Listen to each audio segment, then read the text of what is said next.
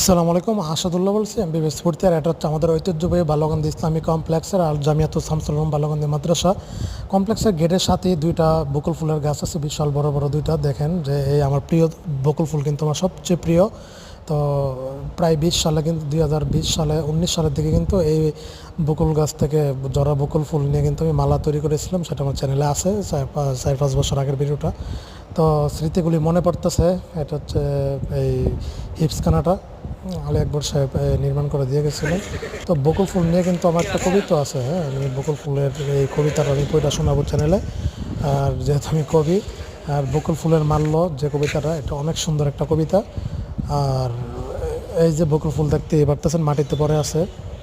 আমি কালকে ফজর নামাজ পড়ে ইনশাল্লাহ বকুল কুড়িয়ে আর একটা বকুল ফুলের একটা মালা বানাবো সুন্দর করে। এই স্মৃতিগুলি মনে পড়তেছে যেহেতু ফুল প্রিয়, আর বকুল ফুল সবচেয়ে প্রিয়। বকুল আর বেলি, এই দুইটা হচ্ছে আমার সবচেয়ে প্রিয় ফুল।